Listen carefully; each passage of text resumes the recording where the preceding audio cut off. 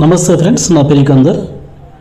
నేను వీళ్ళ ఊరికి ఇక్కడ కొంతమంది విద్యార్థులు ఉన్నారు, వాళ్ళ ఊరికి వెళ్ళాను. నేను దేనికి వెళ్ళానంటే, ఆ విద్యార్థులు ఎంసెట్ రాసిన తర్వాత ఫలానా కాలేజీలో ఇంజనీరింగ్ చేయడం కోసం, వాళ్ళ కౌన్సిలింగ్ ఇవ్వడం కోసం నేను మా స్నేహితులు ఇద్దరం కలిసి వెళ్ళాము.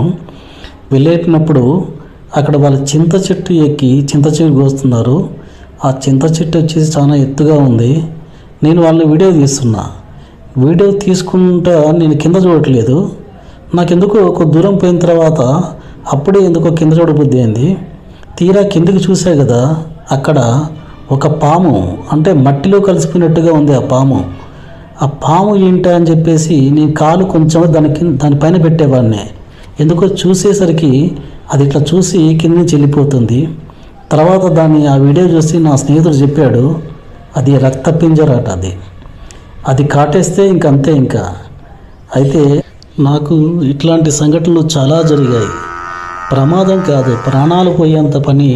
కానీ ఒంటి మీద చిన్న ఘాటు కూడా పడకుండా నన్ను ఆ షిరిడీనాథుడు కాపాడాడు.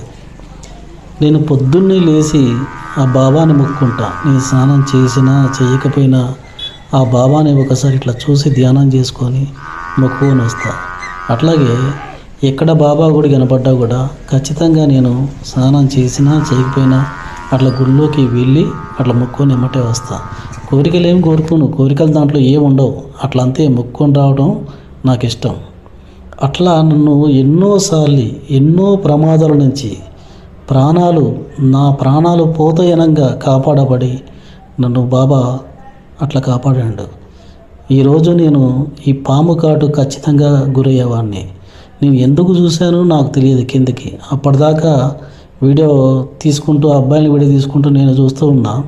ఎందుకో అప్పుడే చూడబుద్ది కిందికి చూసి కాలు ఇట్లా పెడుతున్నా కరెక్ట్గా పాము మీద పెట్టేవాడిని కాలు. ఇంకేం లేదు, నేను కాలు పెడితే అది నన్ను గట్టిగా పట్టేసుకునేది నోటితో.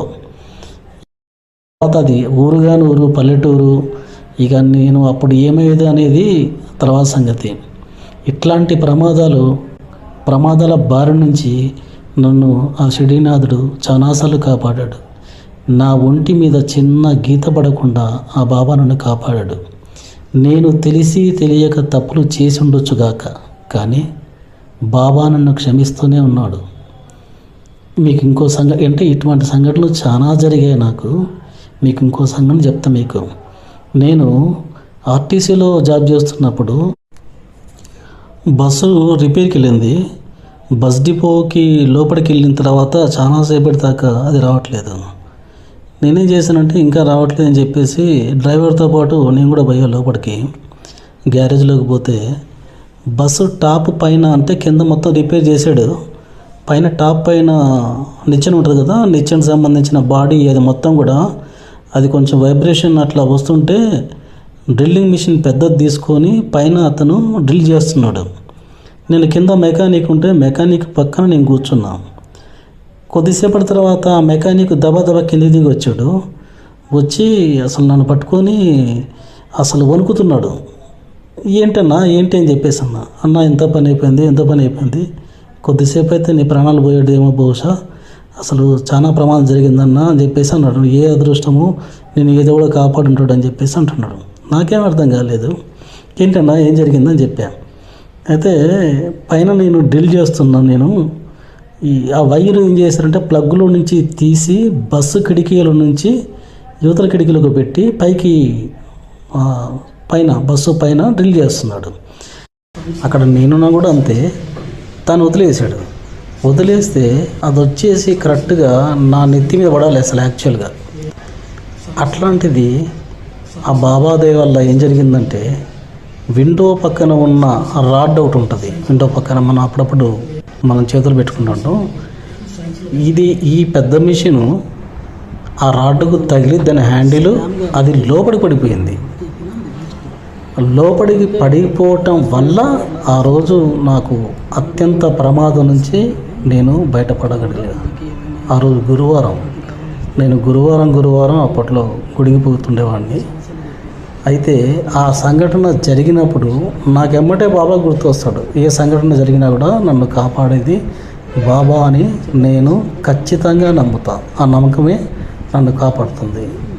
ఇక మనం చేసిన కర్మఫలాలకి ఫలితం అనుభవించక తప్పదు. మనం పోయే వాళ్ళం ఇప్పుడు కాదు, ఎప్పటికన్నా పోతుంది, వేరే విషయం. కానీ ప్రమాదం నుంచి మాత్రం ఆ షిరిడీనాథుడు మనని తప్పక కాపాడుతూనే ఉంటాడు. అయితే ఈ సంఘటన జరిగిన తర్వాత ఇంకా చాలా సంఘటనలు జరిగాయి నాకు, చాలా సంఘటనలు. మీకు అవన్నీ కూడా తర్వాత వీడియోలో, అంటే ప్రతి గురువారం రోజు మీకు నేను ఒక్కొక్క వీడియో పెడుతుంటా. మీరు కామెంట్స్ పెడితే, మీరు పెట్టమని చెప్పేసి నన్ను అడిగితే నేను ఖచ్చితంగా వీడియోలో ఆ బాబా గురించి నాకు జరిగిన సంఘటనలు తప్పకుండా పెడతా. నేను ఇట్లాంటి నాకు తెలిసిన వాళ్ళతో ఒకరిద్దరితోనే పంచకుండా చాలా మట్టికి ఎక్కడా తెలియదు, ఎవరికి పెద్దగా నేను ఇట్లాంటి సంఘటనలు ఎవ్వరికి చెప్పుకోను. నా మనసుకే తెలుసు, బాబాకే తెలుసు. బహుశా ఒక్కరిద్దరికి దగ్గర స్నేహితులకు చెప్పుకుంటా, మా ఇంట్లో కూడా చెప్పలేదు ఇట్లాంటి విషయాలు. చాలా సంవత్సరాల తర్వాత ఈరోజు జరిగిన సంఘటనతో ఎందుకో మీ అందరికీ చెప్పుకోవాలనిపిస్తుంది. ఇది వాస్తవం. నాకు ఏదో నిజాలు లేకుండా మీరేదో మతం మారాలనో, లేకపోతే బాబాని కావాలని మొక్కాలనో, ఏదో నాకేదో రావాలనో కాదు. నేను కూడా ఫస్ట్ దేవుణ్ణి నమ్మేవాడిని కాదు, ఈ దేవుణ్ణి నమ్మేవాడిని కాదు. నేను నమ్మలే. ఇప్పుడు నాకు జరగలే సంఘటనలు, అట్లే మీ అందరూ కూడా తప్పకుండా జరుగుతాయి. ఇది వాస్తవం.